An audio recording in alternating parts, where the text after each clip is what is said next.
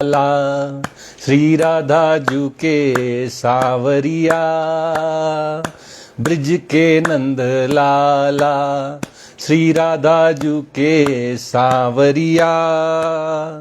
सब दुख दूर हुए जब तेरा नाम लिया, सब दुख दूर हुए जब तेरा नाम लिया। ब्रज के नंद लाला श्री राधा जू के सांवरिया, सब दुख दूर हुए जब तेरा नाम लिया, जब तेरा नाम लिया। मीरा पुकारे तुम्हें गिरिधर गोपाला, मीरा पुकारे तुम्हें गिरिधर गोपाला।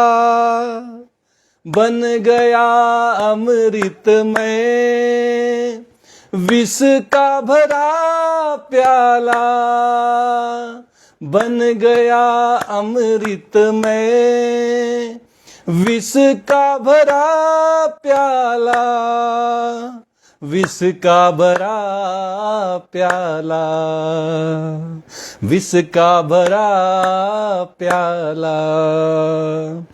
कौन मिटाए उसे, कौन मिटाए उसे जिसे तूने राख लिया, कौन मिटाए उसे जिसे तू राखे पिया। सब दुख दूर हुए जब तेरा नाम लिया। ब्रज के नंद लाला श्री राधा जू के सांवरिया, सब दुख दूर हुए जब तेरा नाम लिया, जब तेरा नाम लिया।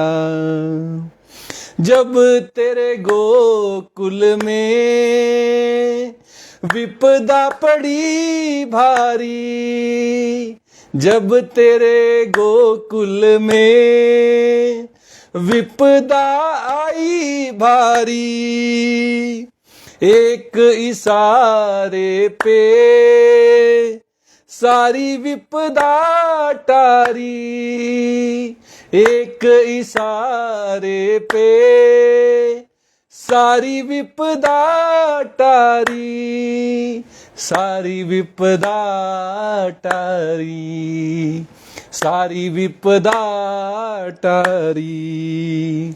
मुड़ गया गोवर्धन, मुड़ गया गोवर्धन जिसे तूने उठा लिया,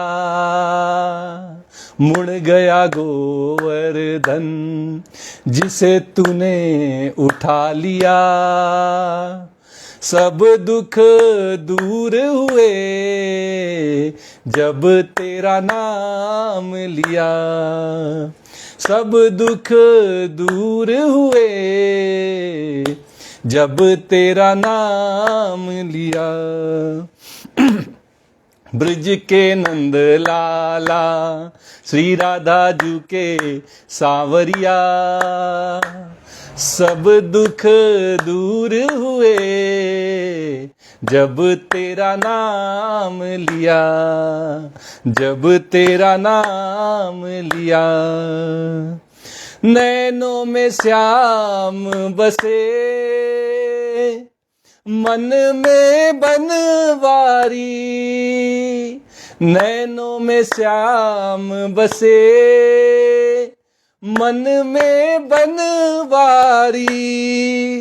सुध बिसराए गई मुरली की धुन प्यारी, सुध बिसराए गई मुरली की धुन प्यारी, बंसी की धुन प्यारी, बंसी की धुन प्यारी। मेरे मन मंदिर में रास रचाओ रसिया, मेरे मन मंदिर में रास रचाओ रसिया। सब दुख दूर हुए जब तेरा नाम लिया, सब दुख दूर हुए जब तेरा नाम लिया। ब्रज के नंद लाला श्री राधा जू के सांवरिया, सब दुख दूर हुए जब तेरा नाम लिया। ओ ब्रज के नंद लाला श्री राधा जू के सांवरिया, सब दुख दूर हुए जब तेरा नाम लिया, जब तेरा नाम लिया, जब तेरा नाम लिया। जय श्री कृष्णा। आज के इस गीता प्रवचन सत्र में आप सबका स्वागत है। कल हम जब गीता पर चर्चा कर रहे थे तो भगवान श्री कृष्ण ने गीता का जो सर्वाधिक गोपनीय विषय है वो अर्जुन को समझाया था। भगवान ने कहा था कि मेरी शरण में आ जाना मात्र ही तुम्हारे जीवन को सफल बनाने वाला है, तुम्हारा कल्याण करने वाला है। अगर कोई भगवान की शरण में आ जाए तो फिर उसको कोई चिंता नहीं रहती। अगर कोई किसी नेता की शरण में आ जाए, किसी राजा की शरण में आ जाए, किसी अधिकारी की शरण में आ जाए, तब भी वो निश्चिंत हो जाता है। तो हमारे भगवान श्री कृष्ण तो त्रिलोकीनाथ है, कुछ भी ऐसा नहीं है जो वो कर नहीं सकते, जो उनके लिए असंभव है। और इसलिए जो भगवान के भक्त होते हैं, अनन्य भाव से भगवान की शरण में आ जाते हैं, भगवान को अपना आश्रय बना लेते हैं, भगवान के सहारे हो जाते हैं, फिर उनको किसी बात की चिंता नहीं रहती। यही बात भगवान अर्जुन को समझा रहे थे। क्यों समझा रहे थे? क्योंकि भगवान ने अर्जुन से कहा कि तुम अपने हृदय में विराजने वाले परमात्मा की शरण में आ जाओ। हर प्राणी के हृदय में भगवान श्री कृष्ण परमात्मा रूप में विराजते हैं। भगवान ने कहा कि तुम किसी और की शरण में ना आओ। तुम्हें लगता है कि मैं तुम्हारा सखा हूं, तुम्हारा रिश्तेदार हूं, तो तुम मेरी शरण में ना आओ। अगर तुम्हें अभी भी ये लग रहा है कि मैं परमपिता परमेश्वर भगवान श्री कृष्ण नहीं हूं, तुम्हारा सखा हूं, मित्र हूं, तुम्हारा हितैषी हूं, तुम्हारे रथ का सारथी हूं, अगर जरा सा भी तुम्हारे मन में संदेह है तो तुम मेरी शरण में ना आकर अपने हृदय में विराजने वाले, अपने हृदय में बैठे हुए परमात्मा की शरण में चले जाओ। लेकिन भगवान ने देखा कि अर्जुन के ऊपर उनकी कही हुई इस गूढ़ से गूढ़तर, गोपनीय से भी ज्यादा गोपनीय जो विषय है वो है ईश्वर जो हमारे हृदय में बैठे हुए, उनकी शरण में चले जाना। ये गोपनीय से गोपनीय विषय भी अर्जुन की समझ में नहीं आया। अर्जुन के अंदर कोई परिवर्तन नहीं दिखाई दिया, उसके शोक में, उसके विषाद में कोई कमी भगवान को दिखाई नहीं दी। अर्जुन उठकर खड़ा नहीं हुआ युद्ध के लिए, तो भगवान ने एक ऐसी बात कह दी जो अर्जुन को अंदर तक छू गई। क्या कहा भगवान ने? भगवान ने कहा, इति ते ज्ञानम आख्यातम गुह्यात गुह्यतरम मया विमृश्ये तत् अशेषेण यथेच्छसि तथा कुरु। भगवान ने कहा कि देखो अर्जुन, मैंने तुम्हें गूढ़ से भी गूढ़तर, गोपनीय से भी ज्यादा गोपनीय बात बता दी कि अपने हृदय में बैठे हुए परमात्मा की शरण में तुम चले जाओ, तुमको शांति भी प्राप्त हो जाएगी और तुम भगवत धाम को भी चले जाओगे। फिर भी तुम हो कि मानने के लिए तैयार नहीं हो, तुम्हारे अंदर कोई परिवर्तन ही नहीं आ रहा है, तुम वैसे ही विषादग्रस्त हो, शोकग्रस्त हो, वैसे ही डिप्रेशन में पड़े हुए हो।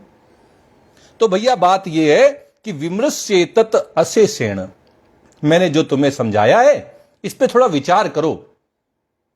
अशेषेण, पूरी तरह विचार करना, कुछ छूट ना जाए। मेरी कही हुई बातों को एक बार पूरी तरह से खंगालो, विचार विमर्श करो, चिंतन करो, और फिर यथेच्छसि तथा कुरु, यथेच्छसी तथा कुरु, जैसी तुम्हारी मर्जी हो वैसा करो।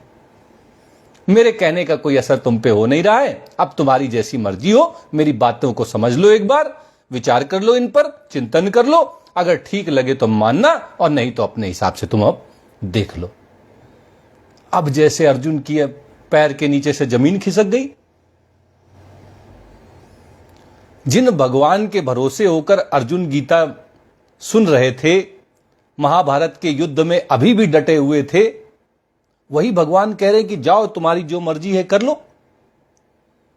तो अर्जुन जो है अब बिल्कुल चेत गए, उनकी निद्रा टूट गई।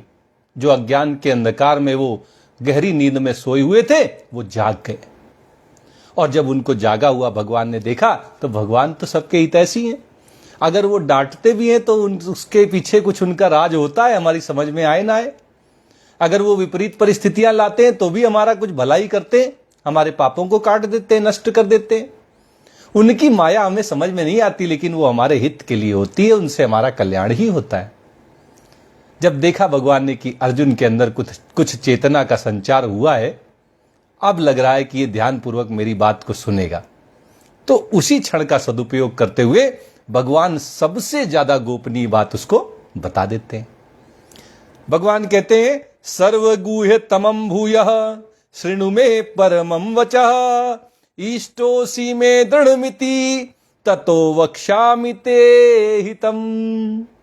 भगवान ने कहा कि जो सर्वगूह्यतम है, सबसे ज्यादा गोपनीय जो बात है, सबसे उत्कृष्ट है, उस बात को मैं तुम्हारे सामने एक बार फिर से कहने जा रहा हूं। अब तुम ध्यान लगा के सुन लो। इससे ज्यादा गोपनीय विषय कोई है नहीं जो तुम्हारे सामने मैं प्रकट कर रहा हूं। क्यों कर रहा हूं? इष्टोसी, क्योंकि तुम मेरे प्रिय हो, तुम मुझे अपना स्वामी मानते हो, और मैंने कहा है कि ये यथा माम प्रपद्यन्ते तांस तथैव भजाम्याम। जो जिस भाव से मेरी शरण में आता है उसी भाव से मैं उसको स्वीकार कर लेता हूं। तुम मुझे अपना स्वामी स्वीकार करते हो, मैं भी तुम्हें अपना प्रिय, अपना प्रेमी स्वीकार करता हूं, अपना स्वामी मैं भी तुम्हें स्वीकार कर लेता हूं। इसीलिए तो सारथी बन के बैठा हूं, क्योंकि मैंने तुम्हें स्वामी मान लिया है। तुम मेरे स्वामी हो दृढ़मिति, और तुमने ही दृढ़तापूर्वक ये प्रतिज्ञा की थी कि मैं भगवान आपकी शरण में आ गया हूं, अब जैसे मेरा कल्याण हो वो निश्चित मुझे करके बता दीजिए। तो अब वही गोपनीय बात में जो सर्वाधिक गोपनीय है मैं तुम्हारे सामने कहने जा रहा हूं अर्जुन। अब तुम ध्यान से सुनना। ततो वक्ष्यामि ते हितम, और ये बताने के पीछे मेरा एक ही उद्देश्य है कि तुम्हारा हित हो, तुम्हारा कल्याण हो। हम सब के कल्याण के लिए ही भगवान ने गीता का उपदेश दिया। अर्जुन के माध्यम से संसार के समस्त प्राणियों के कल्याण का एक मार्ग भगवान ने खोल दिया। इस मार्ग में जो मील का पत्थर है वो ये गुह्यतम, जो सर्वाधिक गोपनीय ज्ञान है, विषय है, भक्ति है, अनन्य शरणागति है, यही सर्वाधिक महत्वपूर्ण है। ये पूरी गीता का सार है। अगर गीता में से कोई एक चीज निकालने के लिए कही जाए तो आप वो अनन्य शरणागति को ही लेना। अगर अनन्य भाव से बिना किसी दूसरे के सहारे आश्रित हुए केवल भगवान की शरण में कोई आ जाए, मन वचन कर्म से केवल मैं भगवान का हूं, भगवान ही मेरे हैं, ये भाव दृढ़ करके और भगवान की शरण हो जाए तो उसका कल्याण हो जाए। ये गीता हमें बताती है। अब भगवान अर्जुन को ये कहने के बाद कि मैं तुम्हारे हित के लिए तुम्हें बताने जा रहा हूं, अब उसके हित की बात बताते हैं। क्या कहते हैं कि शरणागति के लिए जरूरी क्या है, कैसे जाओगे शरणागति में, किसी की शरण में जाने के लिए क्या क्या काम तुम्हें करने होंगे। भगवान श्री कृष्ण की शरण में आने के लिए तुम्हारे अंदर क्या गुण होने चाहिए, क्या योग्यता तुम अपने अंदर लाओगे जिससे भगवान की शरण में आ जाओ। भगवान तो हर चीज को कसौटी में कस देते हैं, किसी दूसरे को दिखाने की जरूरत नहीं है। अपने अंदर आपको पता चल जाए कि अब मैं भगवान की शरण में आ गया हूं। क्या क्या दिखाई देना चाहिए, क्या क्या लक्षण दिखाई देंगे अगर कोई भगवान की शरण में आ रहा है। तो भगवान कहते हैं, मन मना भव मद भक्तो मदयाजी माम नमस्कुरु, मामे वैश्यसि सत्यम ते प्रतिजाने प्रियोसी में। भगवान कहते हैं कि सबसे पहले तो तुम मेरे भक्त बन जाओ। पहला काम क्या करना है हमें अपने जीवन में? भगवान का भक्त बन जाना है। श्रद्धा और विश्वास पूर्वक भगवान को अपना मालिक, अपना बना लेना है। हम श्री कृष्ण के और श्री कृष्ण हमारे हैं। बस इतना अगर कोई कर ले तो वो भगवान का भक्त हो गया। भक्ति का मतलब यह है कि अब मेरा एक ही संबंध रह गया इस संसार में, वो है परमात्मा से, वो है भगवान श्री कृष्ण से। अब मेरे आराध्य ही मेरे अपने हैं और बाकी इस संसार से अब ज्यादा मुझे कोई ममता नहीं रखनी, आसक्ति नहीं रखनी। जब भगवान के साथ अपनापन हो जाता है तब जाकर कोई भगवान का वास्तविक भक्त हो जाता है। तो सबसे पहले भगवान कहते मद भक्तो, फिर कहते मन मना भव, अपने मन को मुझ में लगा दो। अच्छा, आपका मन कहां लगता है जरा आप बताएं? आपका मन कहां जाता है? धन में जाता है, बच्चों पे जाता है, बीवी पे जाता है, कहां जाता है? कहीं तो जाता होगा। अच्छा, जहां जाता है वहां क्यों जाता है? क्योंकि उसके साथ अपनापन है, उसमें प्रियता है। अगर हमारा अपनापन भगवान के साथ हो जाए, अगर भगवान से हमारी प्रियता जुड़ जाए, भगवान से हम प्रेम करने लगे, तो भगवान के ही ऊपर हमारा मन जाएगा। हमारा मन भगवान के सिवा कहीं नहीं जाएगा। जैसे अगर कोई प्रेम करता है, प्यार करता है किसी से, तो वो सामने हो ना हो हमेशा याद उसी की आती है, उसी के ख्यालों में खोया रहता है, हमेशा मन में उसी के बारे में विचार उठते रहते हैं। ऐसे ही जब भगवान से हम प्रेम करने लगते हैं, भगवत प्रेमी हो जाते हैं, भगवत भक्त हो जाते हैं, तो हमारे मन में जो भी विचार उठते हैं वो भगवान से ही संबंधित होते हैं। इसके लिए अलग से फिर कोई प्रयास नहीं करना पड़ता, अभ्यास नहीं करना पड़ता। मैं भगवान का हूं, भगवान मेरे हैं, पहले ऐसे कहकर भगवान की भक्ति में लग जाइए और फिर अपने मन को धीरे धीरे परमात्मा के श्री चरणों में लगा दीजिए। मद याजी, उसके बाद क्या करना है? अगला स्टेप भगवान बताते हैं कि जब तुम्हारा मुझ में मन लग जाएगा तो फिर तुम जो भी कर्म करोगे वो सारे मेरे पूजा के रूप में ही हो जाएंगे। मुझे भगवान को प्रसन्न करना है, मुझे भगवान को रिझाना है, इसी भाव से संसार के सारे कर्म होंगे।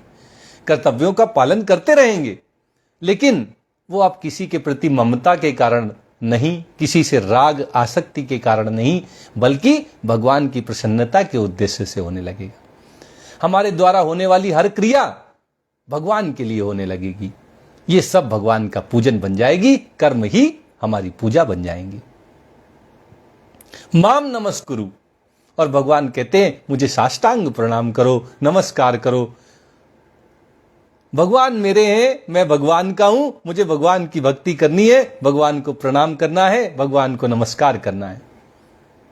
सारे कर्म करना है, काम कोई नहीं छोड़ना है, सारे कर्म करते जाना है, भगवान की प्रसन्नता के लिए करते हुए हर कार्य के लिए भगवान को धन्यवाद देना है, सारे कार्य भगवान को समर्पित करने हैं और भगवान को प्रणाम करना है। अगर ये चार बातें हम अपने जीवन में ले आएंगे तब हम भगवान की शरण में आ पाएंगे। सबसे पहले भगवान के भक्त बनने के लिए भगवान से संबंध जोड़ लीजिए कि मैं भगवान का हूं और भगवान ही मेरे हैं। फिर अपने मन को भगवान में लगा दीजिए। फिर अपने जो भी कर्म हो रहे हैं सब भगवान को समर्पित करते हुए उनकी प्रसन्नता के लिए करने लगिए। भगवान का पूजन, भगवान की आराधना करिए और फिर भगवान को प्रणाम करिए कि भगवान जो आपने दिया उसके लिए आपका धन्यवाद है।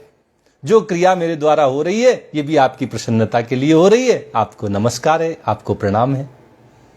ऐसा करते हुए भगवान कहते हैं मामे वैश्यसी, अगर तुम ऐसा करोगे तो मुझको ही प्राप्त हो जाओगे। भगवान से अभिन्नता हो जाएगी, भगवान से जो अनन्य प्रेम है उसकी उत्पत्ति हो जाएगी। अनन्य प्रेम, हमें मग्न हो जाएंगे हम उस प्रेम में। मामे वैश्यसी सत्यम ते प्रति जाने, भगवान कहते हैं ये बिल्कुल सत्य बात है, संदेह नहीं रखना इसमें। ये मेरी प्रतिज्ञा है अर्जुन, और ये प्रतिज्ञा मैं तुम्हारे सामने कर रहा हूं कि अगर तुम अपने अंदर चार गुण ले आओ, मद भक्तः, मनमना भव, मदयाजी, माम नमस्कुरु, मेरे भक्त बन जाओ, मेरे में अपने मन को लगा दो, मेरे पूजन आराधन करके अपने कर्मों को मुझे समर्पित कर दो। और भगवान कहते हैं कि अगर मुझे प्रणाम करो, नमस्कार करो, ये चार कर्म करने लगो तो तुम मुझे प्राप्त हो जाओगे। बिल्कुल सत्य बात है, मेरी प्रतिज्ञा है ये तेरे लिए। तुम्हारे सामने ये प्रतिज्ञा करता हूं क्योंकि प्रियोसी में, तुम मेरे प्रिय हो। प्रियता के कारण मैं प्रतिज्ञा करता हूं कि अगर तुम अपने अंदर ये 4 गुण विकसित कर लो तो तुम्हें भगवत प्राप्ति हो जाएगी। और जब हम भगवत प्राप्ति करेंगे तो इसके बाद जब हमारा उद्देश्य ही भगवत प्राप्ति का हो गया तो समझ लीजिए कि सारे कर्म भगवान के लिए हो रहे हैं। मन में भी भगवान का ही चिंतन हो रहा है, भगवान के विषय में विचार आ रहे हैं, हम भगवान को प्रणाम कर रहे हैं, नमस्कार कर रहे हैं, भगवान के भक्त हो गए हैं। तो अब आप समझ लीजिए कि हम उस अनन्य शरणागति के बिल्कुल दरवाजे पर आ गए हैं, जिसके लिए भगवान ने कहा है कि ये अनन्य शरणागति अगर कोई अपने जीवन में ले आए, मेरी अनन्य शरण में आ जाए, सबका आश्रय छोड़कर केवल भगवान के सहारे हो जाए, तो बस फिर उसको जीवन में हित ही हित है, उसका कल्याण ही होगा। और यही सबसे गोपनीय बात है जो भगवान अर्जुन से कहते हैं। पूरी गीता का सबसे महत्वपूर्ण श्लोक आपके सामने है। सर्वधर्मान परित्यज्य मामेकं शरणं व्रज अहम त्वाम सर्व पापेभ्यो मोक्षयिष्यामि मा शुचः। भगवान कहते हैं सर्वधर्मान परित्यज्य, सारे धर्मों का त्याग करके। अच्छा, गीता में जहां जहां त्याग की बात आती है वहां वहां उसको त्यागना भगवान नहीं कहते हैं, कहते हैं उसमें जो आसक्ति है, ममता है, राग है, इसको त्याग दो। तो जब भगवान कहते हैं सर्वधर्मान परित्यज्य, तो वो ये नहीं करें कि अपने कर्तव्यों को करना बंद कर दो, सब धर्म छोड़ दो, ऐसे नहीं कह रहे हैं। कह रहे हैं सारे धर्मों का आश्रय लेना बंद कर दो, अपने कर्तव्यों को एक यज्ञ की भांति करो, कर्तव्यों का पालन करो, लेकिन उनके आश्रित मत हो जाओ। यही मेरे जीवन का लक्ष्य है कि मुझे ये काम करना है, ऐसा मत समझना कभी। क्योंकि जीवन में एक काम सबसे जरूरी है, और वो क्या है? मामेकं शरणं व्रज, भगवान की शरण में जाना। अगर अपने कर्तव्य को करते हुए आप भगवान की शरण में नहीं जा पा रहे हैं, तो फिर आप कितने भी कर्तव्य कर ले, उससे आपका कल्याण नहीं होगा। वो सारे कर्तव्य आप ममता में बंधकर, आसक्ति में बंधकर, राग में फंसकर करते रह जाएंगे। इसलिए आपको यह भी ध्यान रखना है कि जो भी कर्तव्य मैं कर रहा हूं, वो कर्तव्य मेरी भगवान की शरण में आने में सहायक हों। उन कर्तव्यों को मैं भगवान की प्रसन्नता के रूप में करूं, किसी के प्रति आसक्ति के कारण, ममता के कारण ना करूं, किसी राग के कारण मेरे द्वारा कोई कर्तव्य ना हो। मैं भगवान की शरण में जा रहा हूं, जो कर्तव्य है मेरे, उनको करता हुआ, भगवान को समर्पित करता हुआ मैं भगवान की शरण में जाऊं, ऐसे चलना है। क्योंकि अगर हम केवल संसार में ही रचे बसे रहेंगे, संसार के ही कार्यों में लगे रहेंगे, तो जीवन का जो मुख्य है, लक्ष्य है, जो हमारा उद्देश्य है, उसकी प्राप्ति नहीं हो पाएगी। मनुष्य देह भगवत प्राप्ति के लिए प्राप्त हुई है, इस जन्म मरण के चक्र से हमेशा के लिए छुटकारा पाने के लिए मिली है। यह तभी होगा जब भगवान की शरण में जाएंगे। क्योंकि अगर किसी को समुद्र पार करना हो तो आप बताएं, क्या वो तैरकर समुद्र पार कर सकता है? आप बताएं, आपका अनुभव क्या कहता है? अगर समुद्र पार करना है तो कोई अपने बल से समुद्र तो नहीं पार कर सकता। आप सहमत हैं? कोई अपने पुरुषार्थ से तो समुद्र नहीं पार कर सकता, किसी का तो सहारा लेना पड़ेगा। वो नाव का सहारा हो, जहाज का सहारा हो, किसी के सहारे तो आप समुद्र को पार कर पाएंगे। तो हम जिसकी बात करें वो तो भव सागर है। भव सागर से पार जाने के लिए आपका पुरुषार्थ आवश्यक है, लेकिन केवल पुरुषार्थ के सहारे कोई इस भव सागर को पार नहीं कर सकता। अगर इस भव सागर को पार जाना है तो आपके पुरुषार्थ के साथ साथ भगवान की कृपा की आवश्यकता पड़ेगी। कृपा असीम है। कृपा असीम इसलिए है क्योंकि भगवान कृपा करते हैं, और जो स्वयं असीम हैं उनकी कृपा भी असीम होगी।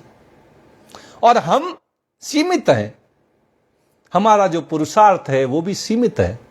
सीमित साधनों से भवसागर पार नहीं किए जाते।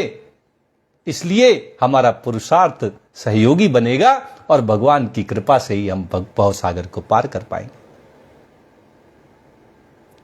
भवसागर पार करने के लिए भगवान की शरण में आना ही होगा। बिना भगवान की कृपा के कोई भवसागर नहीं पार कर सकता। इसलिए भगवान कहते हैं सर्वधर्मान परित्यज्य, किसी और का आश्रय मत लें, कर्तव्यों का पालन करें, लेकिन उनमें घुस ना जाएं कि अब जीवन में बस मुझे इतना ही करने के लिए जीवन मिला था, मैं तो अपने कर्तव्यों का खूब पालन कर रहा हूं। माता पिता की सेवा करिए, बीवी बच्चों का ख्याल रखिए, जहां नौकरी करते हैं वहां अपना योगदान दीजिए, लेकिन एक बात हमेशा याद रखना कि ये सब करते हुए मुझे भगवान की शरण में जाना है, मुझे भगवत प्राप्ति करनी है, मुझे इस जन्म मरण के चक्र से छूटकर गोलोक धाम वृंदावन जाना है। ये उद्देश्य ना भूलना। और इसके लिए आवश्यक है कि भगवान की अनन्य शरण में आया जाए। किसी दूसरे का जब तक आश्रय रहेगा, संसार से कोई आशा रहेगी, आकांक्षा रहेगी, तब तक अनन्य शरणागति नहीं होगी। और जब तक भगवान के भरोसे नहीं हो जाएंगे तो भगवान की वो कृपा प्राप्त नहीं होगी जिसके सहारे हम भगवत कृपा से इस भवसागर को पार होंगे। तो कर्तव्य अगर कुछ कम भी हो जाए, उसमें कुछ कमी हो जाए तो हो जाए, लेकिन भगवान की शरण में आने में कोई कमी ना हो। सहारा भगवान का हो, आश्रय भगवान का हो, हम भगवान के हैं, भगवान हमारे हैं, ये भाव हो और भगवान की शरण में आ जाए। भगवान कहते हैं कि अहम त्वाम सर्व पापेभ्यो मोक्षयिष्यामि मा शुचः। भगवान अर्जुन को गारंटी दे रहे हैं।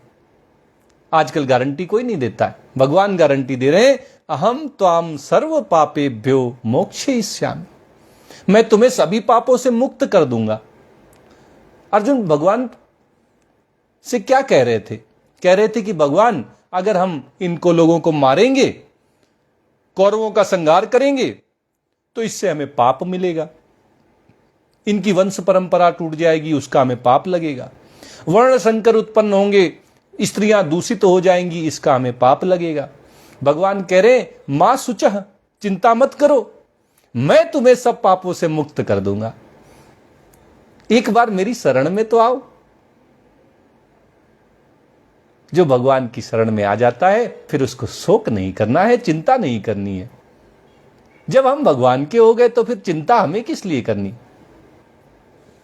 हमारे नाथ श्री रघुनाथ तो किस बात की चिंता, हमारे नाथ दीनानाथ तो किस बात की चिंता, चरण में रख दिया जब माथ तो किस बात की चिंता, चरण में रख दिया जब माथ तो किस बात की चिंता, हमारे नाथ श्री रघुनाथ तो किस बात की चिंता, हमारे नाथ दीनानाथ तो किस बात की चिंता।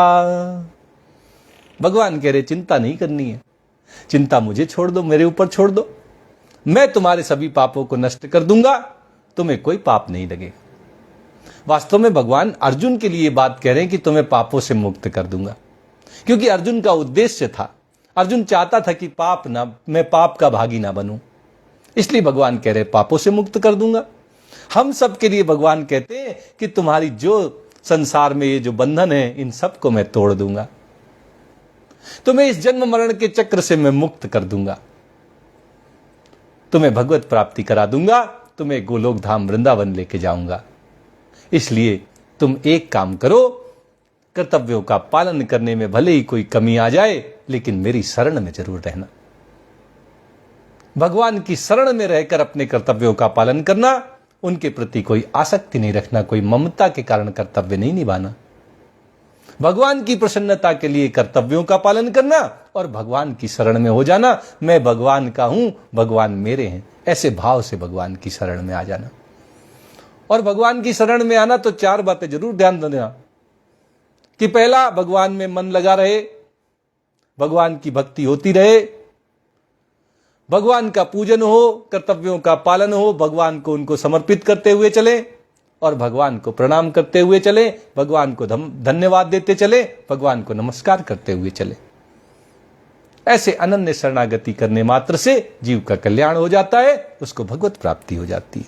यही गीता का परम गोपनीय, सर्वाधिक गोपनीय विषय है।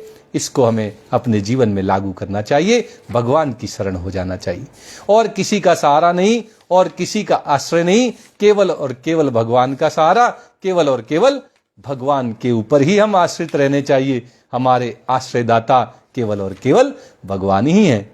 एक भरोसो एक बल एक आस विश्वास, एक भरोसो एक बल एक आस विश्वास, एक राम घनश्याम हित चातक तुलसीदास। एक राम घनश्याम हित चातक तुलसीदास। जैसे चातक पक्षी केवल और केवल उस अमृतमय बूंद की तलाश में रहता है, ऐसे ही हमें भी केवल राम, केवल श्याम, जो भी हमारे आराध्य हैं, केवल उनकी शरण में होना चाहिए, केवल उन्हीं की चाहत हमारे अंदर रहनी चाहिए। यह बड़ा गोपनीय विषय है, सर्वाधिक गोपनीय भगवान ने कहा है इसको। तो हर आदमी के सामने तो गोपनीय बात नहीं कही जाती। अच्छा, आप तो अपनी गोपनीय बात सबके सामने कह देते होंगे, आप तो अपने पासवर्ड सबको बता देते होंगे, बताते हैं ना? नहीं बताते हैं, पासवर्ड गोपनीय है इसलिए नहीं बताते हैं। तो ये जो परम गोपनीय, सर्वाधिक गोपनीय बात है, ये भी भगवान कहते हैं सबके सामने नहीं बताई जाती। किसके सामने नहीं बताई जाती? भगवान कहते हैं इदम ते ना तपस्काय ना भक्ताय कदाचन न चा शुश्रूषवे वाच्यम न च माम योऽभ्यसूयति। इन चार तरह के लोगों के सामने ये गीता का प्रवचन नहीं दिया जाता। गीता की ये सर्वाधिक गोपनीय बात कि भगवान की शरण में जाओ तुम्हारा कल्याण हो जाएगा, ये सबके सामने नहीं कही जाती। इसके चार ऐसे लोग हैं जिनके सामने कभी गीता का प्रवचन नहीं करना चाहिए, उनको कभी गीता की बात नहीं कहनी चाहिए। कौन से चार लोग हैं? भगवान कहते हैं ना तपस्काय, जो तपस्या ना करता हो, तपस्वी ना हो। अच्छा, तपस्या का क्या अर्थ है?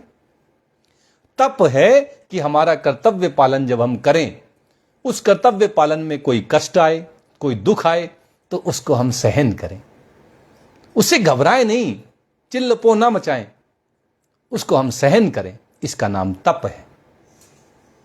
कर्तव्यों के पूर्ति में जो बाधा आती हैं, उनको सहन करना पड़ेगा, उन बाधाओं को पार करना होगा सहनशीलता के द्वारा, धैर्य पूर्वक।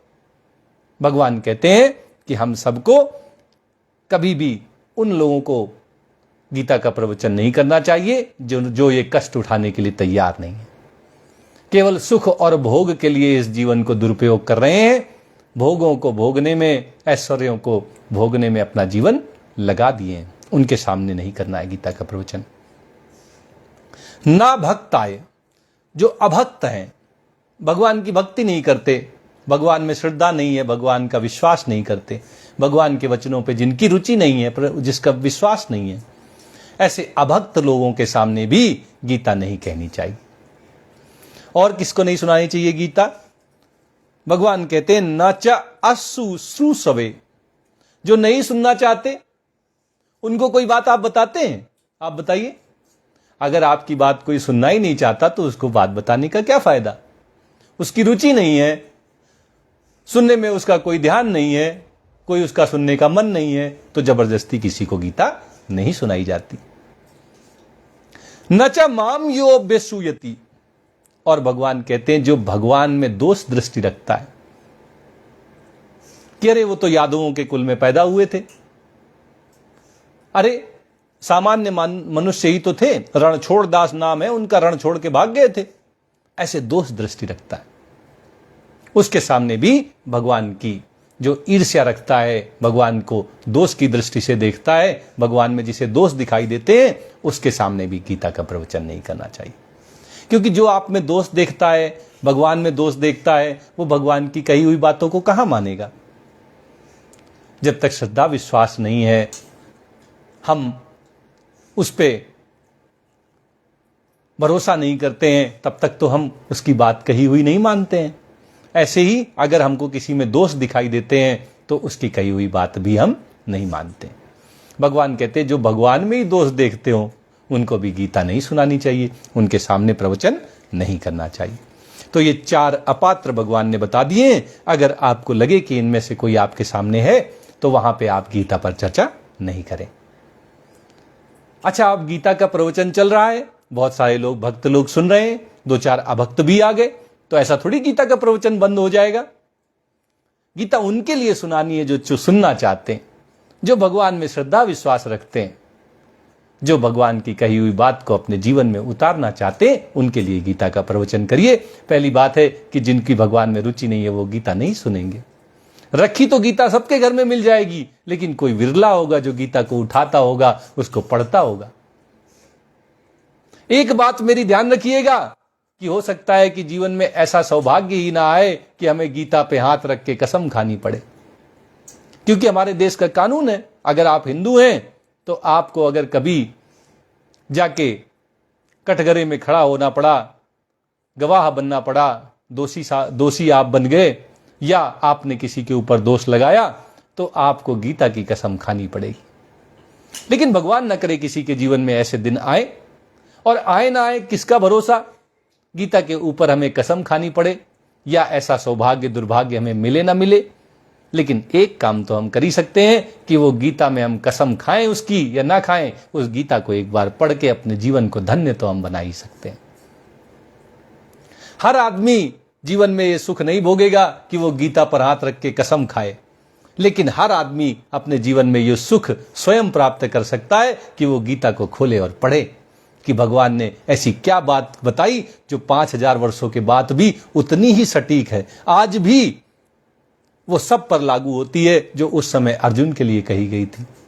आप अपने आप को इसमें जोड़ पाएंगे, अपने आप को कनेक्ट कर पाएंगे इसके किसी ना किसी श्लोक के साथ। पूरी गीता आपके लिए नहीं है, लेकिन गीता का कोई ना कोई भाग आपके जीवन में परिवर्तन लाएगा, आपका हित करने वाला होगा, आपका निश्चित रूप से कल्याण करेगा। तो किसके सामने भगवान कहते हैं कि हमें गीता सुनानी चाहिए?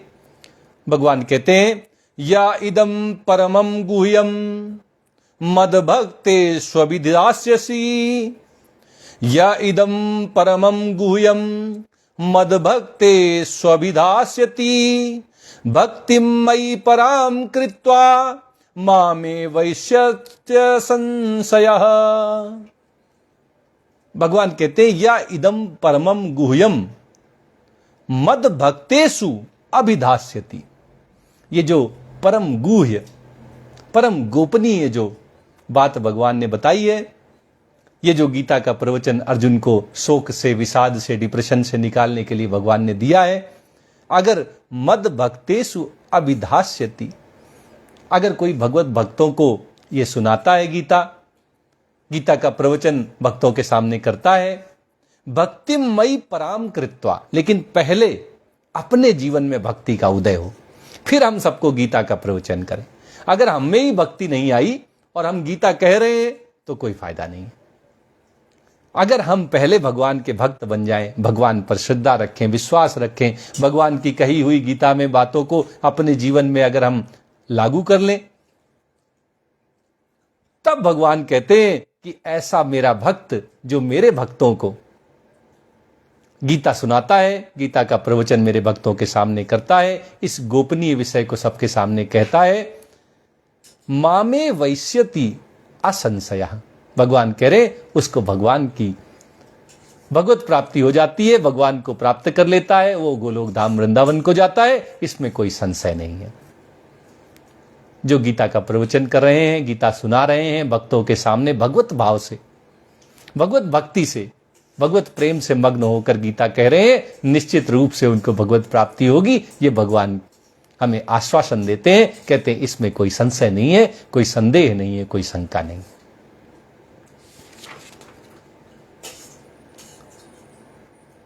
और ऐसा क्यों उसको भगवत प्राप्ति हो जाएगी केवल गीता सुनाने मात्र से? लेकिन आवश्यकता है कि भगवत भक्ति उसके अंदर हो, भगवान से प्रेम करता हो, भगवान की भक्ति करता हो और भगवान के भक्तों को सुनाता हो। भगवान कहते न च तस्मान मनुष्येषु कश्चिन्मे प्रिय कृतमः भविता न च मे तस्माद अन्यः प्रियतरो भुवि। भगवान कह रहे कि मेरा जो भक्त मेरे भक्तों को गीता का प्रवचन सुनाता है, गीता पाठ उनको कराता है, उसके समान मेरा अत्यंत प्रिय कार्य करने वाला मनुष्यों में कोई दूसरा नहीं। भगवान को बड़ी प्रिय है गीता। जैसे ही कोई भगवान की गीता किसी के सामने सुनाता है तो भगवान को याद आ जाती कि कैसे उन्होंने अपने शिष्य अर्जुन के कल्याण के लिए गीता कही थी। भगवान भी गीता सुनते हैं अगर कोई सुनाता है तो, और भगवान को अपने दिन याद आ जाते हैं जब उन्होंने गीता कही थी। इसलिए भगवान कहते हैं कि जो गीता सुनाते हैं भक्ति पूर्वक, प्रेम पूर्वक, उनके समान प्रिय कार्य करने वाला भगवान का और कोई दूसरा नहीं है इस संसार में। भविता न च मे तस्मात् अन्यः प्रियतरो भुवि। और भगवान कहते कि ऐसा नहीं कि कोई है नहीं, आगे भी कभी नहीं होगा, भविष्य में भी उससे अच्छा इंसान कोई दूसरा नहीं होगा, उससे ज्यादा भगवान का प्रिय कोई दूसरा मनुष्य नहीं होगा जो भगवान के भक्तों को भक्ति भाव से, प्रेम भाव से गीता सुनाता हो। इसलिए हम सबको गीता को पढ़ना चाहिए, अपने जीवन में लाना चाहिए। अपना जीवन सुधारने के बाद भगवान की भक्ति, भगवान का प्रेम करते हुए, भगवान से प्रेम करते हुए हमें भगवान के भक्तों को भी गीता पहुंचानी चाहिए, सुनानी चाहिए, उनका दान करना चाहिए। लेकिन अगर कोई गीता का प्रवचन ना दे पाए, अब सबके अंदर तो ये योग्यता नहीं आ जाएगी कि सब गीता का प्रवचन करें, तो क्या वो भगवान के प्रिय नहीं होंगे? क्या उनका कल्याण नहीं होगा? ऐसी कोई शंका मन में ना लाए। भगवान कहते हैं अध्येष्यते च य इमं धर्म्यं संवादमावयोः ज्ञान यज्ञेन तेनाहम इष्टः स्यामिति मे मतिः। भगवान कहते हैं कि जो मनुष्य हम दोनों के इस धर्म में संवाद का अध्ययन करेगा, मतलब जो गीता पढ़ेगा, उसके द्वारा भी मैं ज्ञान यज्ञ से पूजित हो जाऊंगा, ऐसा मेरा मत है। मतलब भगवान कह रहे हैं कि अगर तुम पढ़ा नहीं सकते, सुना नहीं सकते, प्रवचन नहीं कर सकते, तो खुद गीता पढ़ो। अगर कोई गीता का पाठ करे, गीता पढ़े, उसको अपने जीवन में ले आए, तो समझ लो कि वो भगवान का ज्ञान यज्ञ कर रहा है। और भगवान ने क्या कहा था? क्या कहा था कि द्रव्य यज्ञ से ज्ञान यज्ञ श्रेष्ठ होता है। श्रेयान द्रव्य मया यज्ञात ज्ञान यज्ञ परंतप। ये गीता के 4थे अध्याय में 33वें श्लोक में भगवान ने अर्जुन से बात कही थी कि द्रव्यमय यज्ञ से जो हम आहुति देते हैं, यज्ञ करते हैं, हवन करते हैं, उसकी अपेक्षा ज्ञान यज्ञ, अपने जीवन में ज्ञान का उदय करना, शास्त्रों को पढ़ना, ये ज्यादा महत्वपूर्ण है, ये उससे ऊपर आता है। आप हवन करें, यज्ञ करें ना करें, लेकिन आप ज्ञान यज्ञ करें, शास्त्रों को पढ़ें, उससे आपका ज्यादा कल्याण होगा। यह बात भगवान ने 4थे अध्याय के 33वें श्लोक में कही थी। आज फिर यही बात अर्जुन से कहते हैं कि अगर कोई गीता का अध्ययन करता है, गीता पढ़ता है, उसको समझता है, अपने जीवन में लागू करता है, तो निश्चित रूप से वो भगवान का ज्ञान यज्ञ कर रहा है। ज्ञान यज्ञ के द्वारा वो भगवान की पूजा कर रहा है। उसको गीता पाठ करने मात्र से भगवान का पूजन हो जाता है, भगवान प्रसन्न हो जाते हैं, भगवान रीझ जाते हैं जो गीता का पाठ करते हैं, गीता को पढ़ते हैं, अध्ययन करते हैं। लेकिन अब कोई पढ़ा लिखा नहीं है, गीता पढ़ नहीं सकता, संस्कृत आती नहीं है, गीता तो अंदर की यात्रा है, उसको मजा नहीं आता, रस नहीं है, तो पढ़ने में मन नहीं लग रहा है, तो वो क्या करे? उसके लिए भगवान कहते कच्चित तत् श्रुतुम पार्थ त्वयैकाग्रेण चेतसा कच्चिद ज्ञान सम्मोह प्रनष्टस्ते धनंजय। भगवान एक श्लोक में लग रहा आगे बढ़ गया। भगवान इस बात को अर्जुन से कहते हैं कि अगर कोई पढ़ नहीं सकता तो वो गीता को कैसे जानेगा, उसका कल्याण कैसे होगा? अगर वो गीता पढ़ने में उसकी रुचि नहीं है, रस नहीं आ रहा है, अगर कोई गीता का अध्ययन नहीं कर पा रहा है, संस्कृत नहीं आती है, उसका कोई मन नहीं लगता है गीता पढ़ने में, तो उसका कल्याण कैसे होगा? ये भगवान कहते हैं श्रद्धावान अनुसूयश्च शृणुयादपि यो नरः सोपि मुक्ता शुभान लोकान प्राप्नुयात पुण्य कर्मणाम। अगर आप गीता का अध्ययन नहीं कर सकते, गीता नहीं पढ़ सकते, तो भगवान कहते हैं श्रद्धावान अनुसूयश्च शृणुयादपि यो नरः। तो आप गीता सुनिए, कोई गीता सुना रहा है, आप ध्यान पूर्वक उसको सुनिए। सुनते समय दो योग्यताएं होनी चाहिए। पहली, श्रद्धावान, आपकी श्रद्धा होनी चाहिए भगवान में कि भगवान के कहे हुए वचन है, इनको सुनने से निश्चित मेरा कल्याण होगा। भगवान पे श्रद्धा विश्वास रखते हुए गीता को सुनिए। दूसरा, अनुसूयश्च, दोष दृष्टि नहीं रखनी। भगवान के कहे हुए वचनों में दोष नहीं ढूंढना है कि अरे ये कैसे कह दिया, इसमें तो ये दोष है, ये तो गलत बात है। भगवान ने कहा है सत्य होगा, इससे मेरा कल्याण होना है, इसीलिए भगवान ने ये बात कही है। इस भाव से श्रद्धा विश्वास पूर्वक बिना दोष दृष्टि किए, दोष निकालने के लिए गीता नहीं सुननी है, हमारा कल्याण करने के लिए हमको गीता सुननी है। भगवान ने कहा है सत्य होगा, मैं इसका कैसे सदुपयोग करके अपना जीवन जो है सफल बनाऊं, इसके लिए गीता सुननी जाए। तो श्रद्धा पूर्वक और दोष दृष्टि से रहित होकर अगर कोई गीता को सुनता है तो भगवान कहते हैं सोपि मुक्तः, वो भी मुक्त हो जाता है, वो भी जन्म मरण के चक्र से मुक्त हो जाता है। शुभान लोकान प्राप्नुयात, उसको शुभ लोकों की प्राप्ति होती, स्वर्ग लोक को जाता है, ब्रह्म लोक को जाता है। पुण्य कर्मणाम, जो पुण्य कर्म करने से लोक प्राप्त होते हैं। अच्छा, पुण्य कर्म करने से क्या होता है, हमको तो बताया गया, स्वर्ग जाते हैं, ब्रह्म लोक में जाते हैं। वही फल गीता को श्रद्धा और दोष दृष्टि से रहित होकर सुनने से प्राप्त होता है। केवल सुनने मात्र से पुण्य कर्मों का फल प्राप्त हो जाता है, ये गीता सुनने का महात्म्य भगवान अर्जुन के माध्यम से हम सबको बताते हैं। आज गीता का प्रवचन यहीं तक होगा। आइए भगवान के पवित्र नाम का सुमिरन करते हुए और आज के इस गीता सत्र को संपन्न करते हैं।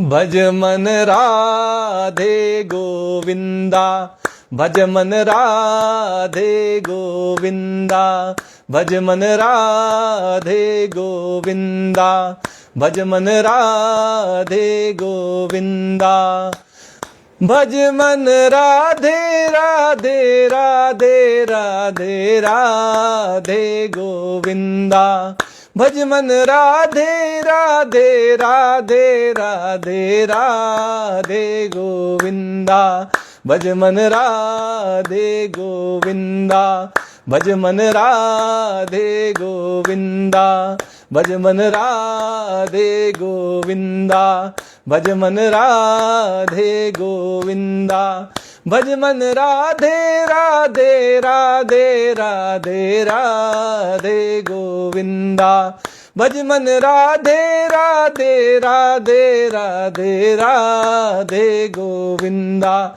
भज मन राधे गोविंदा, भज मन राधे गोविंदा, भज मन राधे गोविंदा।